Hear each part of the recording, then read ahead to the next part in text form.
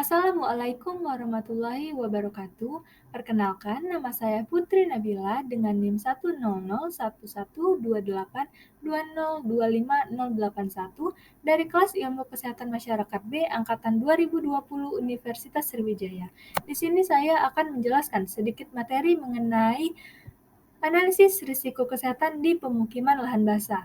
Sebelumnya, video ini dibuat sebagai tugas ujian tengah semester mata kuliah analisis risiko kesehatan di pemukiman lahan basah dengan dosen pengampu Ibu Desela Andarini. Oke, langsung saja. Yang pertama, pengertian lahan basah. Lahan basah adalah wilayah yang memiliki tanah jenuh dengan air, baik bersifat permanen maupun bersifat musiman. Contoh dari lahan basah antara lain hutan bakau, lahan gambut, rawa-rawa, sungai, danau, delta, daerah dataran banjir, sawah, dan terumbu karang. Adapun manfaat dari lahan basah. Yang pertama, meningkatkan kesejahteraan. Lahan basah seringkali dijadikan sebagai penggerak ekonomi lokal.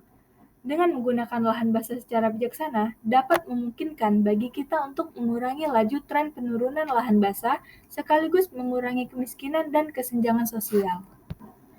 Yang kedua, untuk menjaga persediaan air bersih.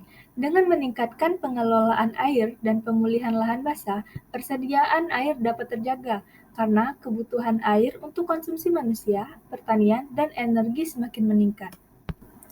Yang ketiga, menjaga ketahanan pangan dalam jangka panjang. Memperbaiki praktek pengelolaan air dan pertanian di lahan basah dengan mengintegrasikan pengelolaan berbasiskan lahan basah ke dalam kawasan pertanian, ketahanan pangan jangka panjang dapat terjamin dan keanekaragaman hayati pun meningkat. Yang keempat, sebagai tempat penyimpan karbon. Melestarikan dan memulihkan lahan basah bisa mengurangi emisi karbon dan meningkatkan kemampuan kita untuk beradaptasi dengan perubahan iklim. Yang kelima, meningkatkan keanekaragaman hayati dan keindahan alam. Lahan basah mendukung kekayaan alam yang berlimpah dan unik, karena sejak tahun 1970-an, keanekaragaman hayati air tawar telah menurun drastis. Untuk melindungi dari bencana, mengembalikan lahan basah yang hilang dan memperbaiki lahan basah yang telah rusak dapat mengurangi kerusakan dan kehilangan akibat bencana, karena 90% dari bencana yang terjadi selalu berhubungan dengan air.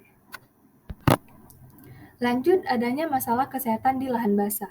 Masalah kesehatan di lahan basah disebabkan oleh kondisi lingkungan yang tidak memadai, baik kualitas maupun kuantitas, serta perilaku hidup sehat masyarakat yang masih rendah, mengakibatkan penyakit dan mengancam kehidupan masyarakat di lahan basah.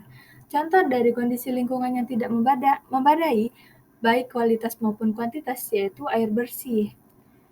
Di daerah lahan basah, biasanya masyarakat mendapatkan air bersih dari PDAM. Selebihnya menggunakan sumur atau sumber lain. Bila datang musim kemarau, krisis air dapat terjadi dan penyakit dapat muncul.